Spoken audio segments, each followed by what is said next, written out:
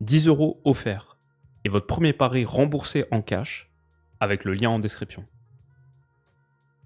Il y a des choses qui ne changent pas et c'est peut-être mieux comme ça, les amis. J'espère que vous allez tous très bien. Très content de vous retrouver pour une nouvelle petite vidéo. Du changement derrière. Effectivement, je suis en déplacement, je vous en parlais l'autre jour. Je suis en déplacement dans la magnifique ville de, je sais pas si vous allez réussir à le deviner avec ces guildas qui sont incroyables. Peut-être un peu plus avec cette paella. Ouais, je suis actuellement en Espagne, dans la très très belle ville de Valence. Mariage d'un pote dans quelques jours. Du coup, on prend un petit peu de bon temps, une petite semaine chill.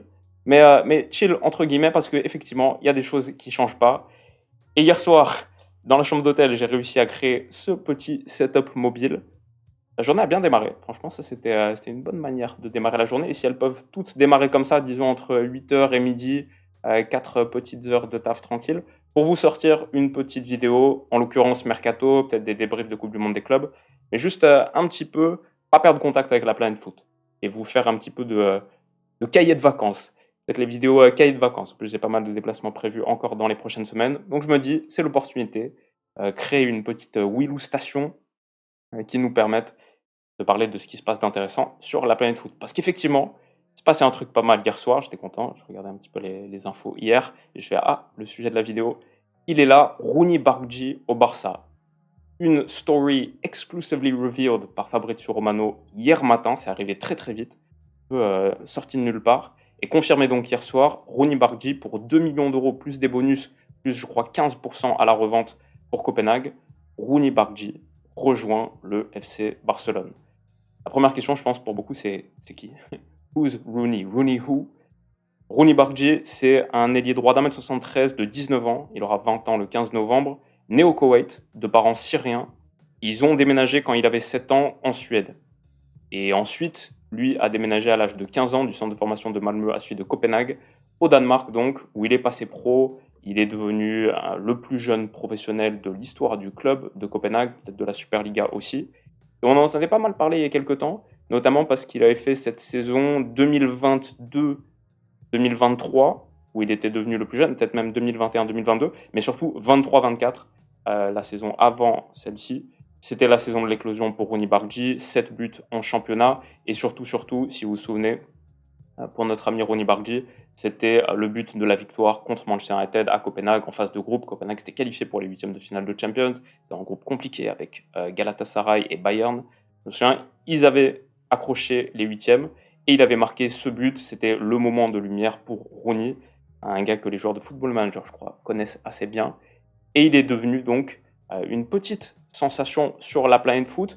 Derrière, rupture du ligament croisé quelques mois plus tard, et encore une blessure sur la fin de cette saison actuelle au Danemark qui fait qu'on l'a pas beaucoup revu. Ça, c'est véritablement la saison 23-24, c'est son moment de lumière, c'est là-dessus qu'on reste. Et du coup, ouais, intéressant. Que vaut-il vraiment? Il y avait eu aussi cette histoire, je me souviens, avec la sélection suédoise au Rassemblement international qui avait suivi immédiatement celui de son grand moment contre Manchester United. Il n'avait pas été sélectionné, Janne Andersson ne l'avait pas pris, et ça avait fait un petit peu de débat. Rooney Bargi lui-même s'était exprimé en mode je ne sais pas ce qu'un gars de 17 ans doit faire de plus pour être sélectionné. Ce qui était pas, je n'étais pas trop fan de cette intervention à 17 ans en place publique, réclamer la sélection, bof. Il avait peut-être raison, parce que Janne Andersson, il s'est fait virer il a dû démissionner quelques jours plus tard en n'ayant pas réussi à qualifier la Suède pour l'Euro 2024. Donc, il n'a toujours pas joué avec la Suède, Rooney Bargi, à cause de cette blessure, avec quelques caps avec les U21.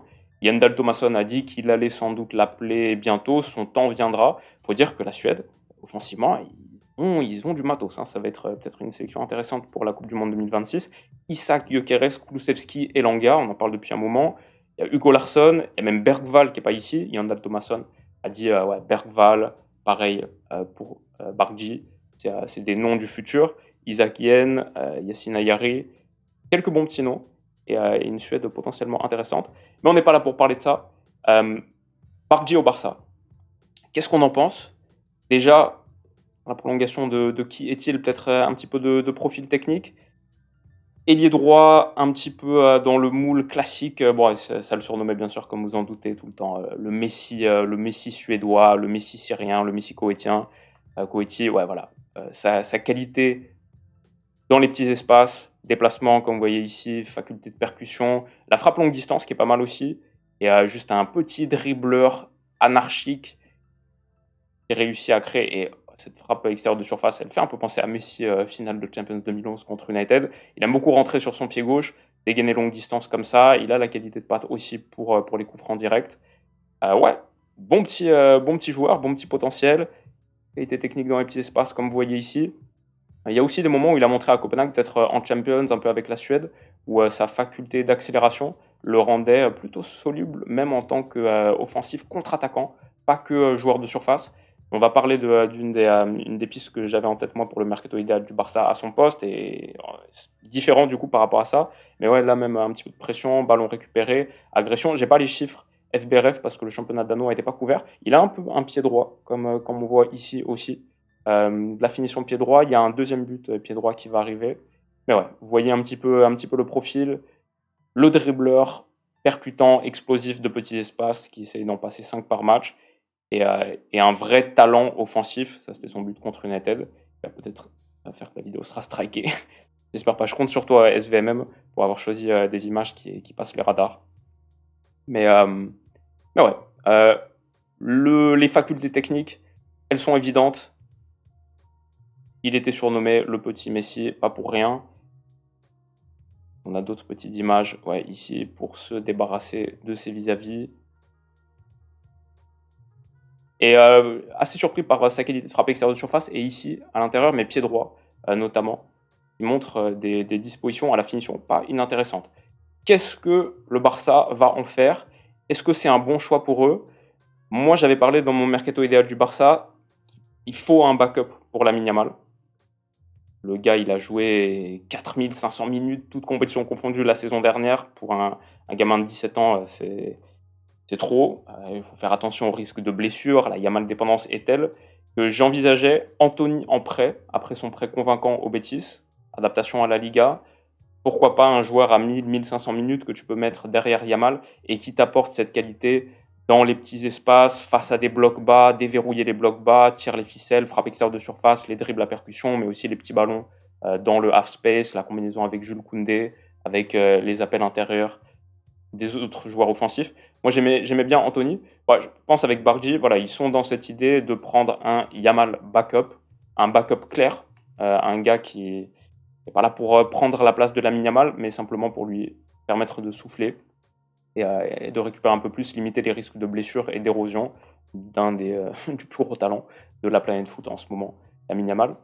C'est pas mal. Je pense qu'il y a aussi, avec Rooney Bargy, le fait que 2 millions, même si c'est 15% à la revente, même s'il y a des petits bonus peut-être, et 2 millions d'euros pour un gars, je sais pas si l'info est très fiable, mais son salaire annuel là, il est à 450 000 livres annuels, 600 000 euros peut-être.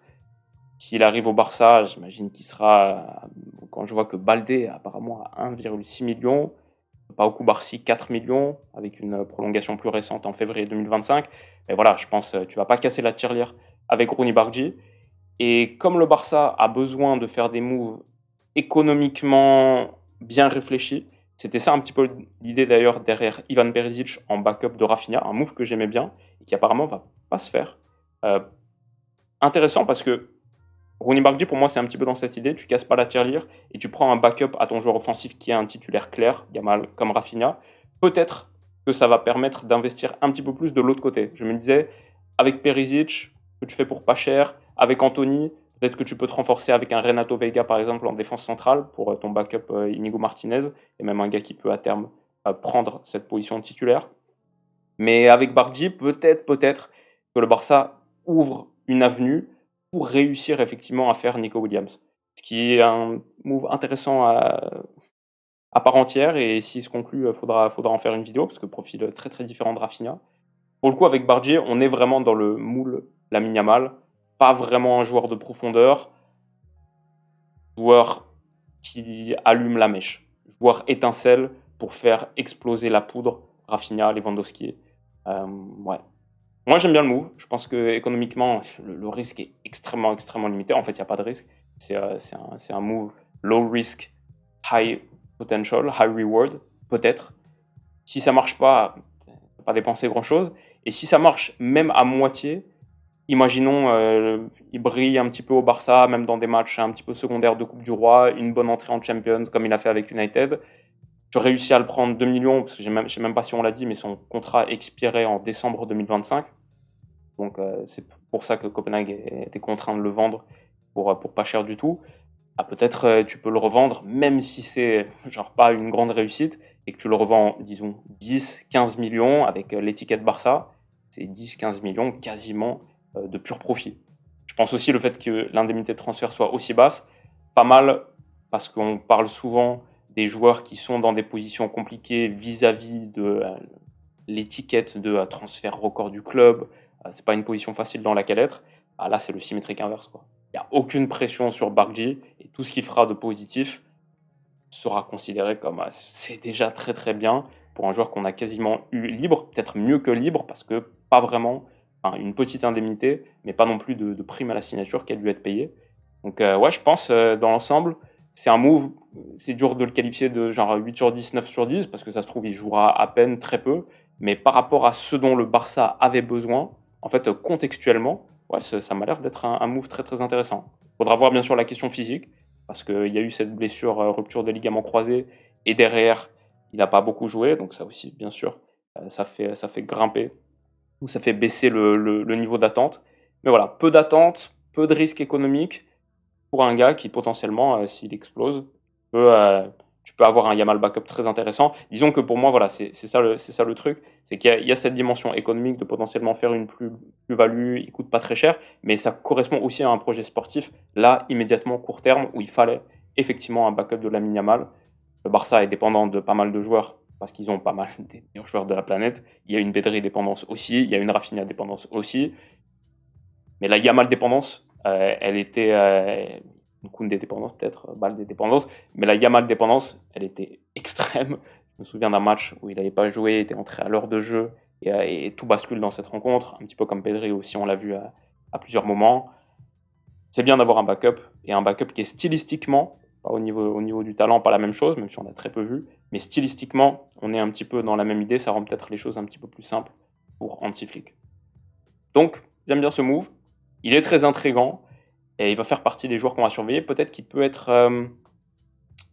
pas quand la pré-saison du Barça démarre, mais il y aura peut-être des minutes à suivre pour Rooney Bargy très très vite.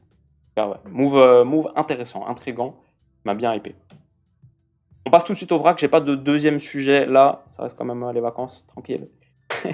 mais ouais, qu'est-ce qu'on a dans le vrac? J'ai vu déjà Ardon Jashari, qui est potentiellement proche de l'AC Milan, même s'il y a d'autres clubs anglais qui sont engagés dans les négociations. L'AC Milan a envoyé une offre de 25 plus 5 à Bruges. Est-ce que ça, ce trophée, ça veut dire qu'il a gagné le prix du genre meilleur espoir du championnat ou un truc comme ça? Mais en tout cas, moi, il m'avait tellement parlé quand on l'avait vu en Champions. Jachari, c'était magnifique. Et moi, je suis un peu déçu parce que je l'avais dans mes pistes mercato idéal pour un club que j'ai envie de faire très très bientôt. Mais si on peut le voir dans un club Big Five, dans un gros club, ce serait pas mal. J'aime beaucoup Jachari. Donc ça, c'est un truc à suivre. Pino Gittens, encore les contacts avec Chelsea qui continuent. Ok, Miloš Kerkez confirmé à Liverpool. Voilà, Bargy, comme on a dit. Inter Miami qui se qualifie pour la suite et qui va jouer contre le Paris Saint-Germain dimanche à 18h. Messi qui retrouve Paris. Ok, ça on aura peut-être l'occasion d'en parler. Une nouvelle offre pour Brian Bemo. Ok, l'Atlético Madrid éliminé, bien sûr. Et ouais, Théo Hernandez à Al Hilal. Apparemment, ça va être révélé aujourd'hui, ou c'est très très proche d'être fait. Qu'est-ce qui s'est passé avec Théo Hernandez? Pas si vieux que ça, mais la fin à l'AC Milan, peut-être un problème de motivation, de fraîcheur physique, nouveau cycle, mais à une époque, Théo Hernandez, on l'imaginait quand même beaucoup plus haut que ça. Et même par rapport à son futur en équipe de France et tout. Un peu compliqué. Bon, après, on a eu des joueurs saoudiens qui jouent championnat saoudien, qui vont quand même jouer avec les Bleus. Mais Kanté, peut-être un autre, peut-être c'est tout.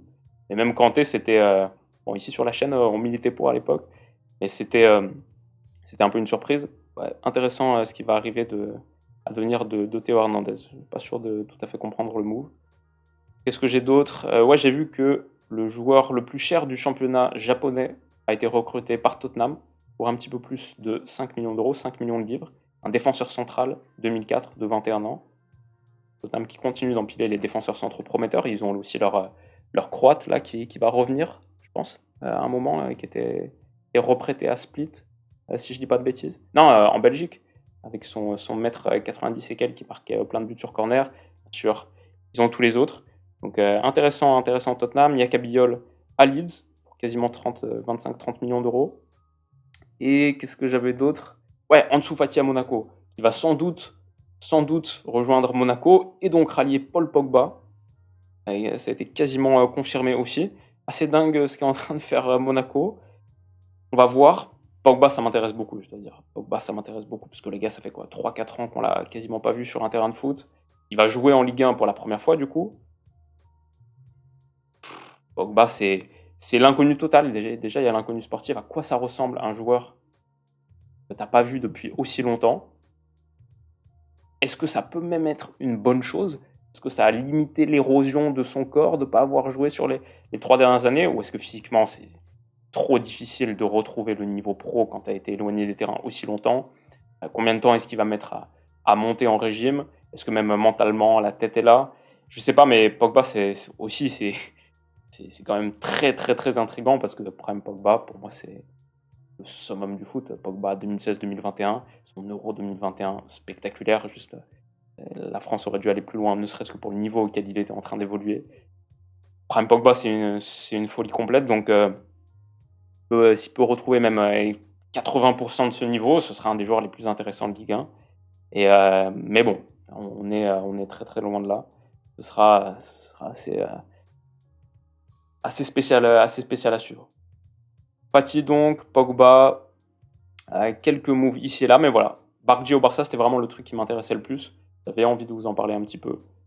La France aussi en demi-finale de l'Euro U21. Merlin et Matistel en fin de match pour renverser le Danemark et ils jouent.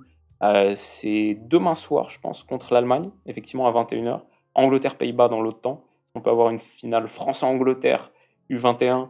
Un beau symbole des générations fantastiques des deux côtés. J'ai pas vu le match, mais s'il y a une finale France-Angleterre, il y a moyen qu'on doive trouver un moment.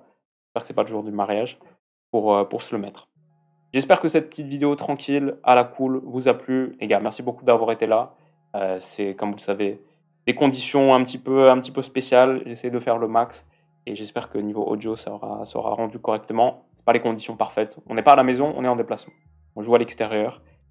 J'espère tout de même que ça vous aura plu. Prenez soin de vous les potes. Si tout va bien, à demain, j'espère. Et on va passer une très très très bonne journée. On se dit à bientôt, ça c'est sûr.